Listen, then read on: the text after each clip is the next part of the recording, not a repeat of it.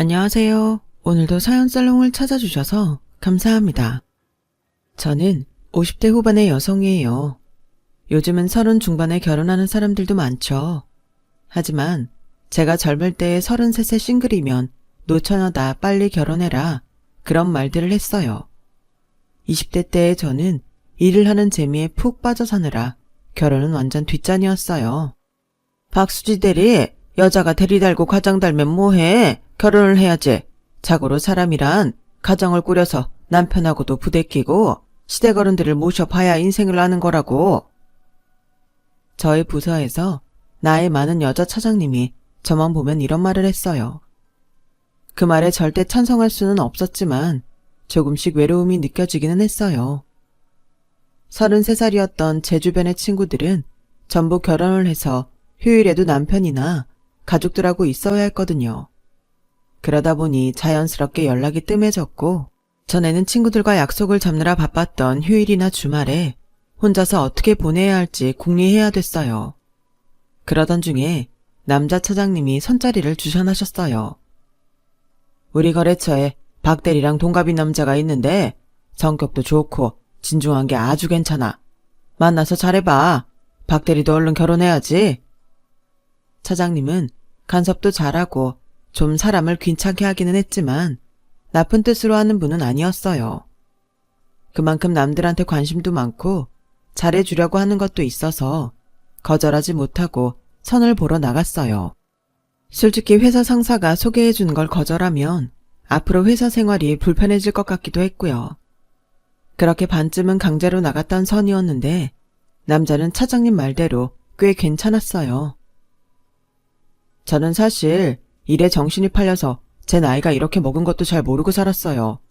그런데 어느 날 보니 동기 중에 결혼 안 한 사람이 저하고 둘밖에 안 남았더라고요. 저도 그래요. 일이 재미있고 월급 타는 게 좋아서 결혼도 남자 사귀는 것도 관심 밖이었거든요. 지금은 친구 중에 결혼 안 한 사람이 저밖에 없어요. 그런 거 보면 저희 두 사람 좀 닮았네요. 라며 웃는데 정말 편해 보이는 얼굴에 호감이 가더라고요. 저와 남자는 식성도 비슷하고 관심사도 겹치는 게 많아서 계속 만나게 됐고 얼마 안 가서 사귀는 사이가 됐어요. 차장님은 그 사실을 알고서 저만 보면 싱글벙글 웃더라고요. 이제 박 대리가 주는 국수 좀 먹어볼 수 있는 거지? 아직 그렇게까지 이야기는 안 됐어요. 너무 앞서가시면 안 돼요, 차장님. 그 나이에 결혼 생각 안 하고 만나는 남자가 어디 있어. 박 대리도 그래. 자기 나이를 생각해야지. 33세 재미로 만나는 건 아니지. 그렇다는 뜻은 아니고 아직 그런 이야기는 안 했다고요. 저는 사람 가볍게 만나고 그러지 않아요. 그럼 됐어. 곧 결혼 마루고 가겠네. 차장님 말씀처럼 남자는 얼마 안 가서 결혼 이야기를 꺼냈어요. 수지씨, 제가 부담 주려는 건 아니지만 제가 나이도 있어서 그냥 사귀고 말 사이면 만나는 것도 안 하려고 하거든요. 사실 저는 처음부터 수지씨하고 결혼할 마음이 있어서 계속 만났던 거고요. 수지씨 생각을 확실히 알고 싶어요. 저도 적당히 놀려고 동민씨 만난 거 아니에요.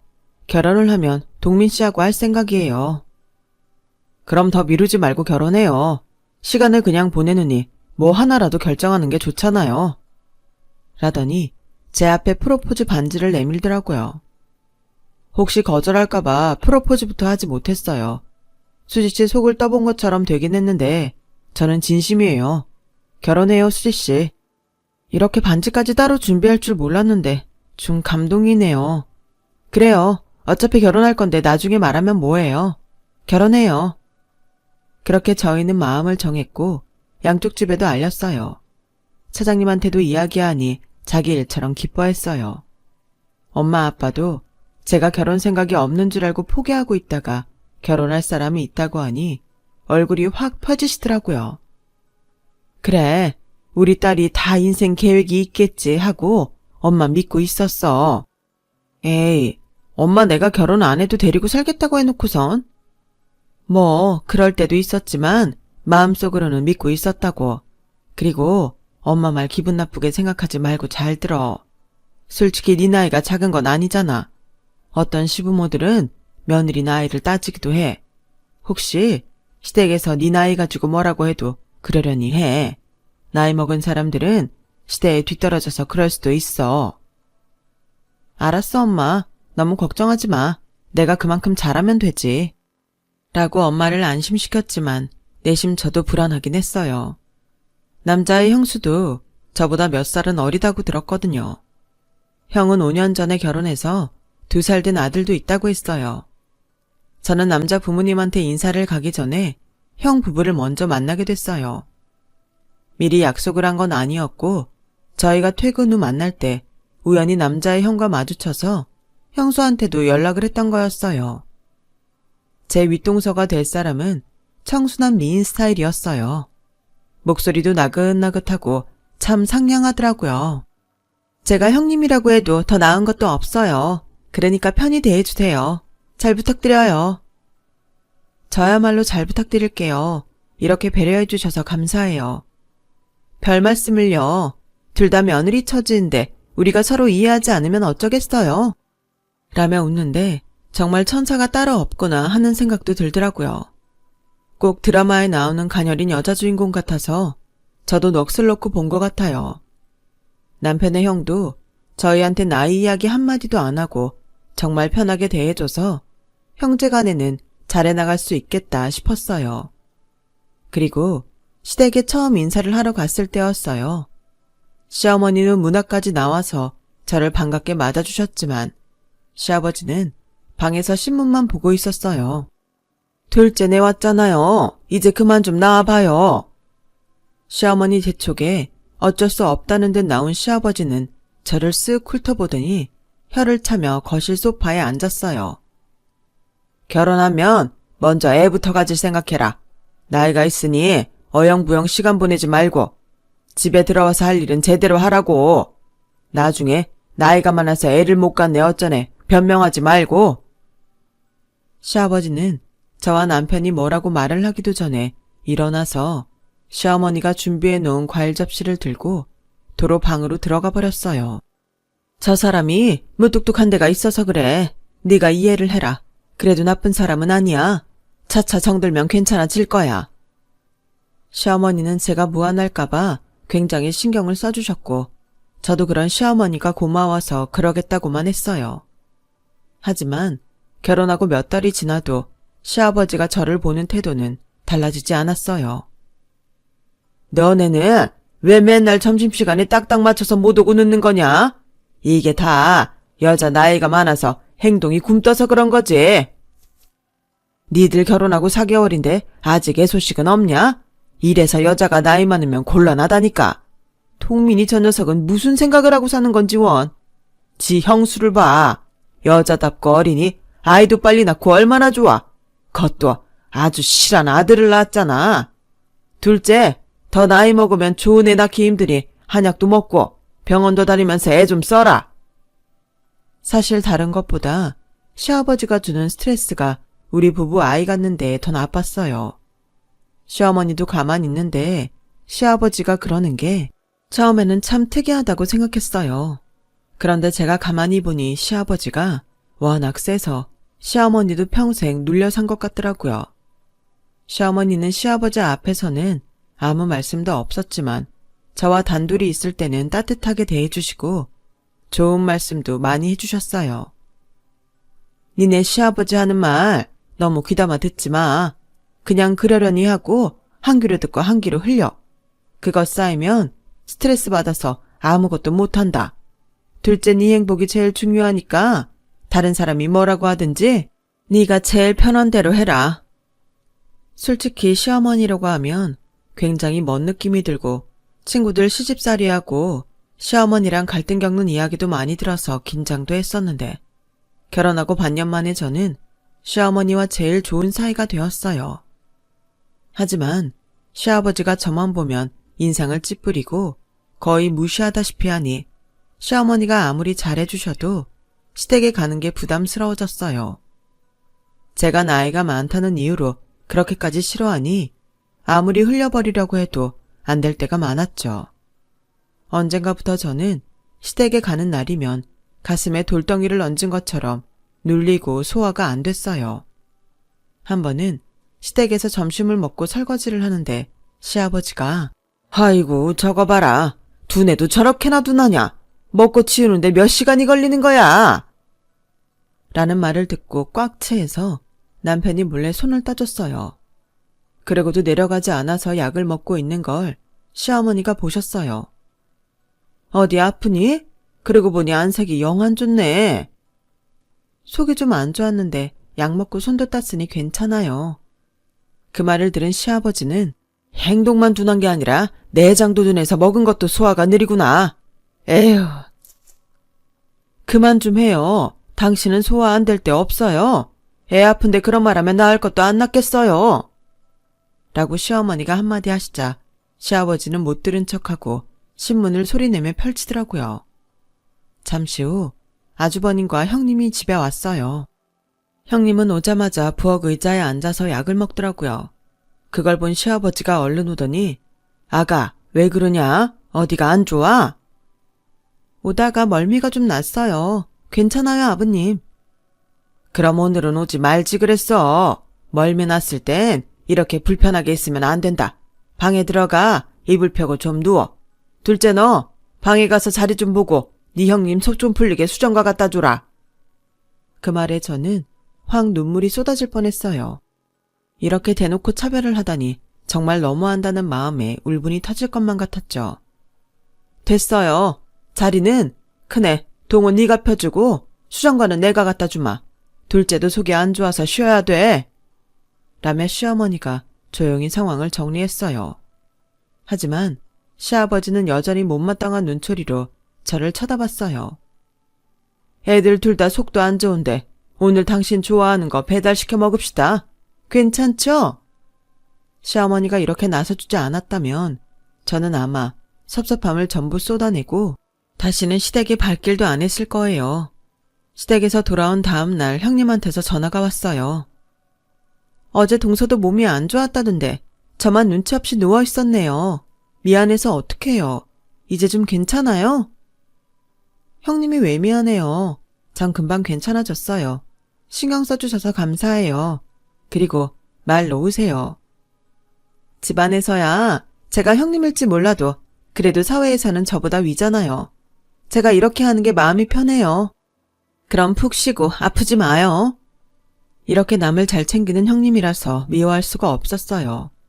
성격도 순해서 시부모님이나 아주버님 하는 말에 싫다고 하는 걸 한 번도 본 적이 없었고요. 오래 본 건 아니었지만 사람이 풍기는 게 괜찮은 것 같았어요. 시아버지가 형님을 예뻐하시는 것도 이해는 할 수 있었죠. 하지만 자꾸 저를 나이 갖고 무시하는 말씀하시는 건 정말 듣기 힘들었어요.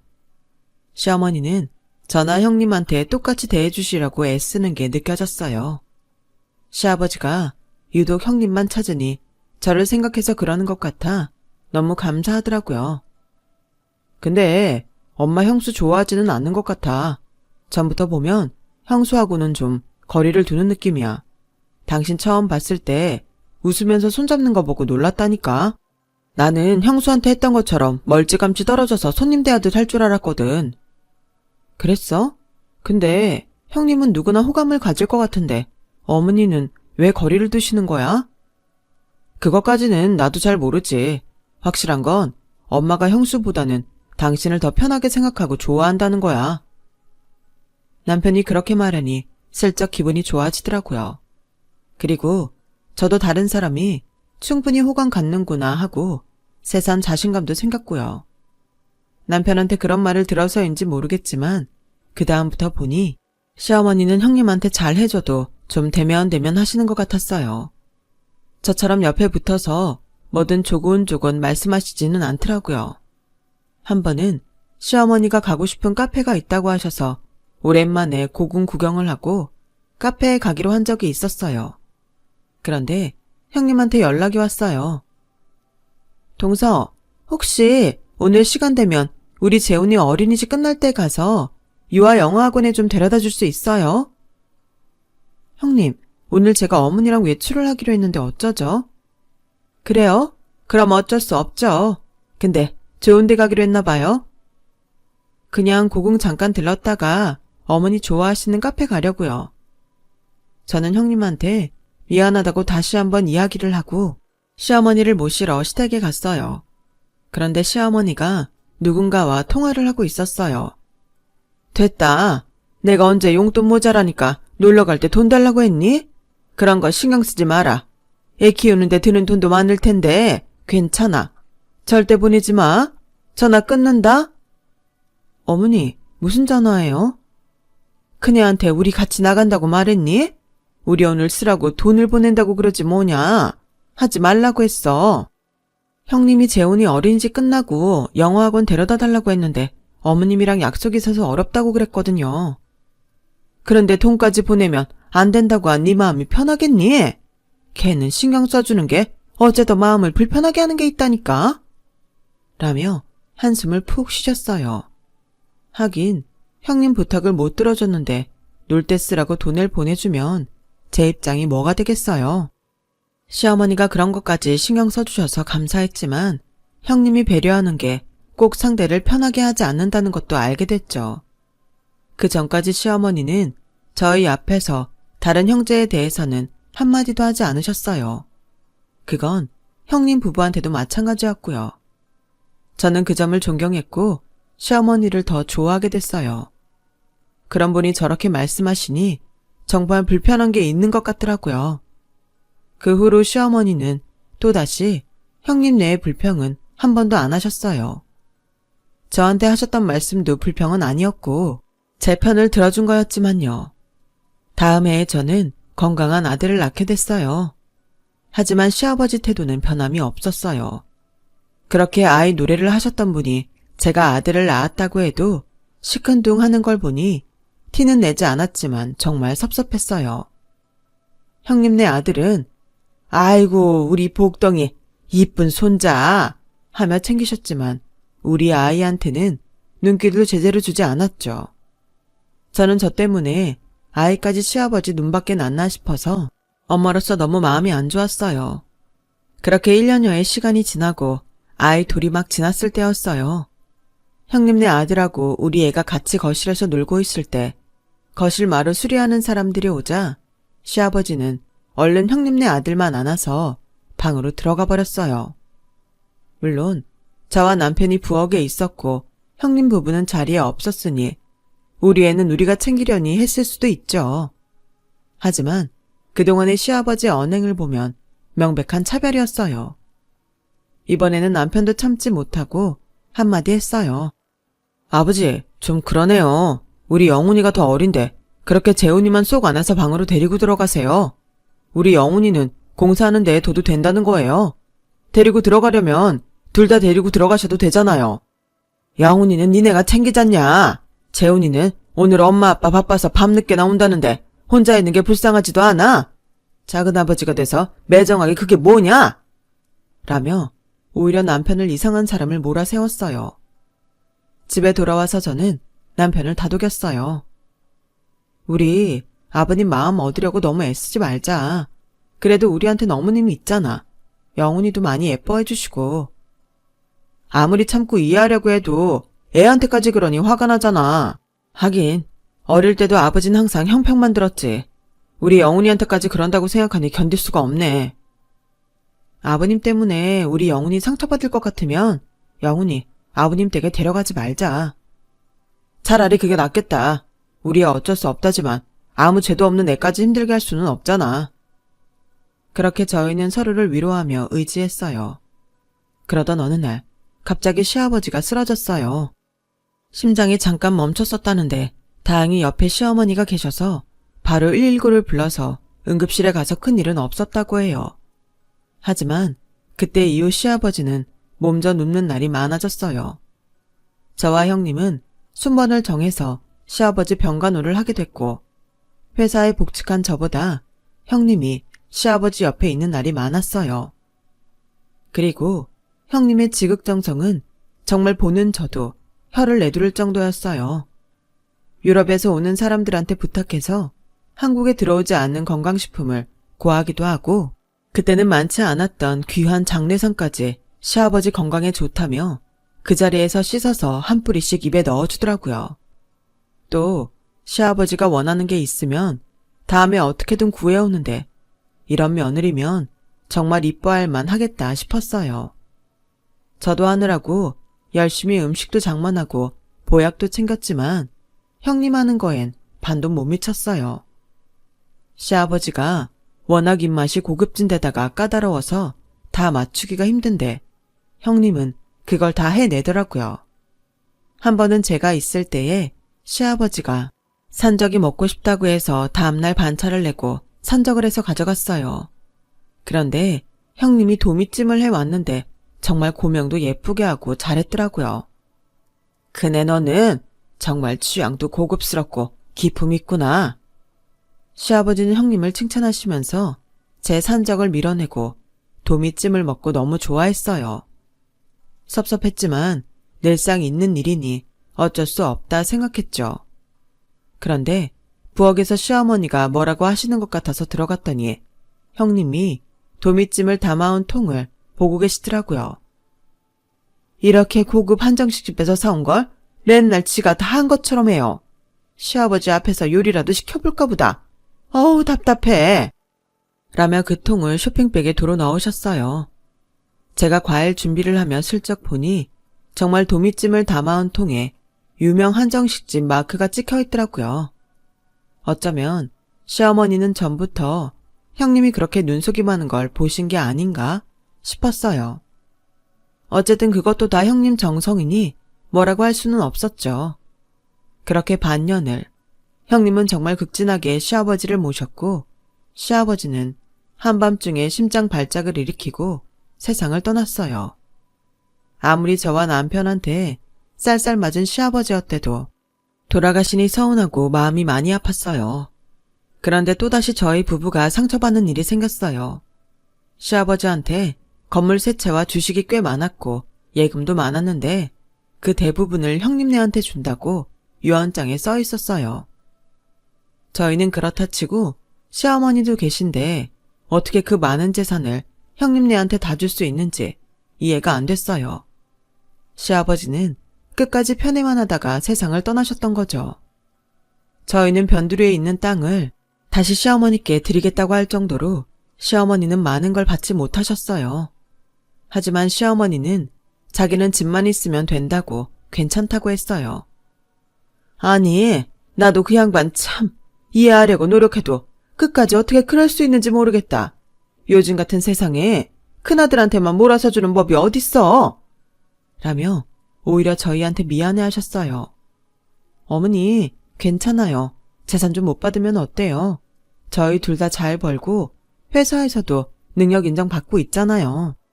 수지 말대로야 엄마. 우리 지금까지도 우리 힘으로 잘 먹고 잘 살았잖아. 앞으로도 그럴게. 엄마는 엄마만 챙겨. 저는 저희를 위해 마음 아파하시는 시어머니가 정말 고마웠어요.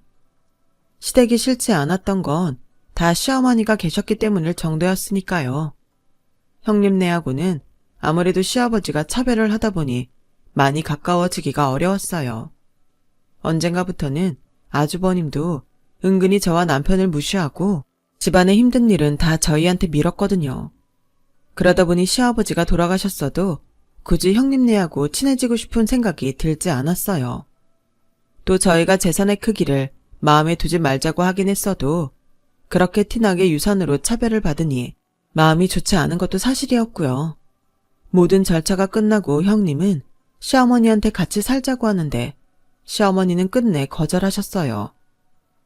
나 혼자 살 수 있어. 내가 어디 아픈 것도 아닌데 왜 자식들 신세를 지니?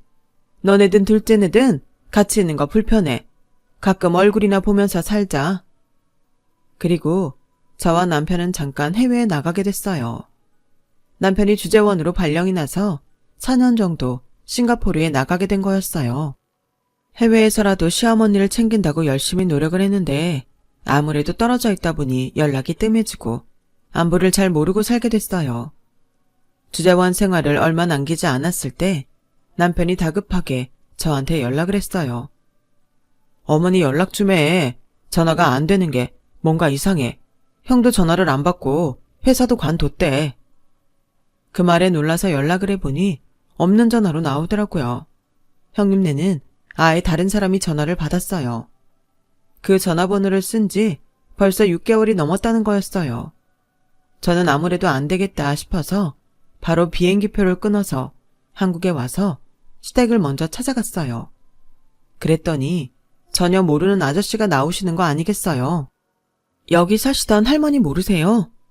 할머니는 모르겠고 그 아들 부부하고 계약서를 작성하긴 했어요. 그 사람들 미국 간다고 다 정리한다고 하더라고요. 네? 미국이요? 저는 너무 놀라 큰 소리로 말하자 안에서 아저씨 부인이 나왔어요. 저기 곱상하신 노인네 말하는 거면 내가 여기 계약하고 가구 맞추려고 들은 날에 요양원 차 타고 나갔어요. 안 가려고 아주 애를 쓰시는데 너무 안타까웠어요. 아들 부부가 어머니 버리고 미국 가는구나 싶었지. 저는 바로 남편한테 연락을 했고 남편도 이틀 후에 한국에 왔어요. 무조건 제일 빠른 비행기를 타고 왔다고 해요. 저와 남편은 아는 인맥은 다 끌어다가 형님네 소식을 알아봤어요. 그러자 형님 친구라는 여자와 연락이 닿았어요. 걔네 몇 년 전부터 미국 이민 준비했는데 몰랐어요? 저희한테는 그런 얘기 한 적 없어요. 혹시 어머니 어디 요양원 보냈는지는 아세요? 그런 것까지는 모르고 시어머니가 해외에 살 만큼 건강이 좋지 못해서 고급 요양원에 보내드린다는 말은 들었어요. 그 사이 남편은 시어머니가 갔다는 요양원을 알아봤지만 시어머니는 그곳에 아예 간 적이 없다는 말만 들었어요. 저희는 다시 시댁으로 가서 아주머니한테 요양원 차가 어떤 거였는지를 물어봤고 차의 색이나 크기, 종류 같은 걸로 몇 군데를 찍어서 시어머니가 계신지 다 가보기로 했어요. 그리고 4번째로 간 요양원에서 시어머니를 찾을 수 있었어요. 거기는 형님이 말했다던 고급 요양원도 아니었고 어려운 사람들이 많이 가는 시설이었어요. 저희가 시어머니를 찾자 접수처에 있던 간호사가 아, 그분요. 아들 부부가 6개월치 선납하고 가셔서 이번 달이면 나가셔야 되는데 다행히 찾아오셨네요. 라며 저희를 입원실로 안내했어요. 입원실에서 시어머니를 본 저희는 그만 울음을 터뜨리고 말았어요.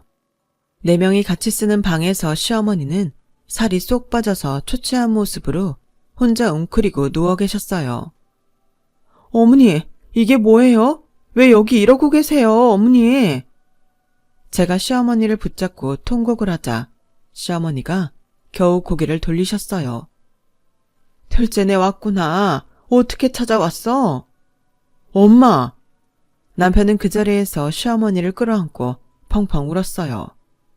저희는 바로 시어머니를 모시고 서울로 와서 큰 병원에 입원부터 시켰어요. 혹시 큰 병이라도 생긴 건 아닐지 걱정이었거든요. 하지만 다행히도 저희가 걱정할 만한 병은 없다고 했어요. 다만 심적인 충격이 너무 크셔서 입맛도 없고 공황장애 증세가 있으니 통원 치료는 하셔야 됩니다. 저희는 그 말에 형님 부부가 너무 괘씸해서 견딜 수가 없었어요. 와, 진짜 무슨 인간들이 그래? 유유상종이라더니 똑같은 인간들끼리 만나서 가면 쓰고 살았구나. 이것들을 어떻게 찾지? 그러니까 형님은 아버님한테 재산 받으려고 그렇게 열심히 노력한 거였네. 대단하다 정말. 어머니 혼자 사시겠다는데 기어이 시댁에 들어가서 그 집 자기네 거로 돌리자마자 팔아버리고 어머니를 요양원에 방치해? 사람도 아니야 진짜. 만나기만 해. 내가 가만 안 둬. 고마워. 우리 엄마 일에 이렇게 신경 써줘서. 당연하지. 어머니는 진짜 내 2번째 엄마라고. 우리 친정엄마 못지않게 나 어머니도 좋아해. 진작에 더 자주 전화드리고 확인했어야 되는데 해외에 떨어져 있다고. 잠시 소홀한 내가 싫다.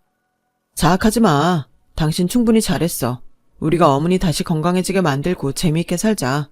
그 인간들 진짜 한국에 발붙이는 순간 끝인 줄 알라고 해. 저희는 그렇게 다짐하며 2 손을 꼭 잡았어요. 저는 용하다는 한의원은 전국을 다 돌아다니며 시어머니 보약을 지어드렸고 대학병원 치료와 대체의학을 잘하는 곳까지 전부 알아보고 시어머니를 모시고 다녔어요. 경치 좋은 데에 여행도 자주 갔고요. 시어머니 좋아하시는 것도 열심히 만들어서 드시게 했죠.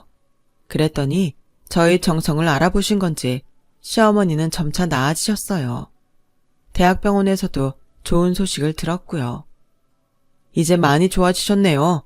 약은 끊어도 되겠습니다. 앞으로 마음 편히 가시고 즐겁게 생활하세요. 감사합니다, 선생님. 어머니, 너무 잘 됐어요. 그동안 약 드시느라 고생 많이 하셨고요. 앞으로는 맛있는 것만 드세요. 이게 다 둘째니 덕분이지. 내가 무슨 고생을 했다고 그래. 둘째야, 정말 고맙다. 네가 고생했다. 저는 예전에 생기있던 시어머니가 돌아오신 것 같아 너무 좋았어요. 그날 시어머니는 저와 남편을 부르시더니 서류를 내주셨어요. 이거 내가 니네 앞으로 해놓은 거야. 서류를 보니 지금은 엄청나게 오른 주식과 재개발지역 부동산 문서가 전부 저희 공동명의로 되어 있었어요. 시어머니는 형님이 과하게 상냥한 게 이상했는데 시아버지 돌아가시고 자꾸 같이 살자고 하는 게 꺼림칙해서 형님에 대해 여기저기 알아보셨다고 해요. 형님은 회사에 다닐 때에도 집안 좋은 남자들과 사귀고 큰돈을 받고 헤어지기를 반복했다고 해요. 결혼할 것처럼 끌어놓고 돈을 받으면 마음이 식었다고 했다는 거죠. 한마디로 결혼 사기인 셈인데 증거가 제대로 된 게 없고 남자들은 다들 자원해서 돈을 준 것이기 때문에 경찰에서는 사기 입증이 어렵다고 했대요. 아주버님이랑 결혼한 건 시아버지가 꽤 알부자였기 때문일 거라고 했어요. 그러니 그렇게 시아버지 눈에 들게 행동을 했겠죠. 그 사실은 너무 늦게 알아버린 거지. 큰애가 날 요양원에 보낸 것도 내가 지에 대해 알아본 걸 누가 이야기해서 그랬던 것 같아. 시어머니는 결혼 전 갖고 오신 주식과 친정 부모님한테 받은 땅을 몰래 저희 부부 명의로 해놓으신 거였어요. 그래도 저희가 받는 건 아닌 것 같아요. 어머니도 뭔가 쥐고 계셔야 힘이 되죠. 이 사람 말이 맞아, 엄마. 일단 엄마가 갖고 있어. 내가 내 자식한테 내 거 주는데 왜들 그래? 잔말 말고 좀 받아. 니들이 이렇게 착해서 네 아버지한테도 유산을 많이 못 받은 거야. 라며 기어이 저희 부부 손에 서류를 쥐어주셨어요. 저희는 그건 손대지 말고 일단 두자고 하고 지금까지처럼 열심히 살았어요. 시어머니와는 맛있는 것도 먹으러 다니고 여행도 다녔어요. 친정엄마와 셋이서 간 적도 많고요. 그러던 어느 날 모르는 번호로 전화가 왔어요. 처음에는 받지 않았는데 계속 걸려와서 받았더니 뜻밖의 목소리가 들리는 거 아니겠어요? 동서, 한국에 들어갔다는 소식은 들었는데 잘 지내요? 네? 아니 어떻게 이렇게 아무렇지 않을 수가 있어요? 본인이 무슨 짓을 했는지 몰라요? 다 오해해요. 그거 풀고 싶네요. 우리 곧 한국 가는데 만나서 이야기해요. 그럼 집으로 오지 말고 다른 데에서 만나요. 어머니 건강히 잘 지내시는데 괜히 충격받으실까봐 걱정돼요. 저와 남편은 약속 날짜에 형님 부부를 만나기로 한 장소에 갔어요. 그랬더니 얼굴에 기름이 잔뜩 낀 두 사람이 덩치가 커져서는 뻔뻔하게 손을 흔들더군요. 무슨 일로 보자고 했는지 용건만 말하세요. 동민이 너 오랜만에 본 형수한테 그게 무슨 태도냐? 일은 무슨 일? 형제가 만나는데 꼭 이유가 있어야 돼. 아, 그래서 아무한테도 말 안 하고 멀쩡한 엄마 집까지 팔아버리고 미국에 갔어? 서방님, 그게 급하게 진행돼서 오해가 좀 생긴 거예요. 일단 우리한테 투자를 좀 하시겠어요? 전처럼 상냥한 목소리로 아무렇지 않게 자기네한테 돈을 달라는데 정말 어이가 없더라고요. 우리가 친환경 화장품하고 세제 이런 거 만들어서 사업하거든. 파는 사람들이 회원을 늘려오면 이익을 더 주는 거야. 이 기회에 동선에도 가입을 해서 우리랑 함께하면. 저기요, 지금 그게 말이에요, 막걸리예요? 제일 먼저 어머니는 잘 계시는지, 편찮으신 데는 없는지 그것부터 물어보는 게 순서가 아니에요? 우리가 궁금해서 보러 온 건 다 핑계고 돈 때문에 온 거네요. 이건 동서가 왈가왈부할 일이 아니니까 나서지 말래요? 서방님이 우리한테 투자할지 결정해야죠. 그 말에 남편이 뭐라고 하려는데 그보다 제가 먼저 앞에 있던 테이블을 뒤집어 엎어버렸어요. 커피잔이고 물컵이고 다 깨지고 난장판이 됐죠. 아니 동서, 이게 무슨 상스러운 짓이에요? 아무리 사람이 귀하지 못하게 컸다고 해도 그렇지 이렇게 위아래 없이 구는 거 아니에요. 야, 어따 대고 조그만 게 계속 사람을 농락하려고 들어. 너, 네 맘대로 사람 주무르고 네 뜻대로 다 되니까 사람들이 우습지? 너 젊을 때부터 부잣집 남자들 등에 빨대 꽂고 빨아먹다가 버린 거 우리도 다 알게 됐거든? 어디서 못 배워 처먹어가지고 계속 그딴 식으로 행동을 해. 어머니가 네 정체 알게 되니까 요양원에 버리고 미국 간 거잖아. 니네 둘 다 경찰 부르기 전에 도망가던지 아니면 수갑 차고 경찰서에 가서 하나하나 따져볼래? 이것들이 시대가 어느 때인데 아직까지도 예전 수법을 써먹어. 그러자 두 사람은 하얗게 질려서 덜덜 떨더라고요. 특히 형님은 아주버님 눈치까지 보며 어쩔 줄 몰라 했어요. 이 사람 말한 거 들었죠? 경찰서 가기 싫으면 당장 꺼져요. 형이고 뭐고 없으니까. 동민아, 우리 형제잖아. 마누라들끼리 사이 나쁜 건 그렇다 치고 너는 내 핏줄인데 형 좀 도와줘. 우리 사업 자금이 필요해. 마누라들끼리 사이가 나빠? 형이 더 그렇게 만든 것도 있지. 언제 형수나 아버지한테 그러지 말라고 한 적 있어? 형도 나 은근히 무시했잖아. 그래놓고 이제 와서 핏줄이 뭐가 어째? 진짜 오늘 나한테 혼 좀 놔볼래? 그제야 두 사람은 주변 사람들이 우리를 보고 있다는 걸 알고 불이 나게 그 장소를 빠져나갔어요. 알고 보니 두 사람은 다단계 사업을 하다가 잘못돼서 바로 돈이 필요한 상황이었더라고요. 또 그날 제가 형님에 대해 말한 것 때문에 두 사람은 길거리에서 대판 싸우고 사람들 신고로 경찰서에 갔다고 해요. 경찰서에서 연락이 와 저희를 불러달라고 했다는데 저희는 둘 다 상관하고 싶지 않으니 알아서 하라고 했어요. 우리 어머니 재산은 만에 하나 우리한테 일이 생길 경우 영훈이가 쓸 수 있는 거 남기고 나머지는 어머니 위해서 쓰자. 당신 정말 그래도 되겠어? 당연하지. 이거 어머니 거잖아. 와, 내가 진짜 결혼 잘했네. 고마워 여보. 형님네는 나중에 한국에 영구 귀국을 해서 저희를 찾았지만 밖에서 남편이 한 번 만났을 뿐이었고 저희 가족과 시어머니는 다시는 상종하지 않았어요. 남편은 우리를 찾아오면 법적으로 대응하겠다고 했다네요. 그래서인지 그 이후 형님네가 연락하거나 찾아오는 일은 없었어요. 시어머니도 형님네 식구는 보고 싶지 않다고 하셨고요. 저희 가족은 시어머니와 잘 지냈고 2년 전 시어머니를 하늘나라로 잘 보내드렸답니다. 특별히 아픈 곳은 없으셨는데 어느 날 갑자기 주무시듯 떠나셨어요. 지금은 남편과 아들 그리고 친정 부모님과 잘 살고 있어요. 사람이 너무 나쁜 행동을 하면 그 행동도 다 자기한테 돌아오는 것 같습니다. 형님네가 그렇게 된 걸 보면요. 열심히 착하게 살아보겠습니다. 제 이야기는 여기까지예요. 들어주신 모든 분들 행복하시고 늘 건강하고 하는 일 잘 되시길 진심으로 바랄게요. 여러분, 사연 댓글에 응원과 현명한 조언 부탁드려요. 좋아요와 구독은 저에게 큰 힘이 됩니다. 오늘도 좋은 일 가득하세요.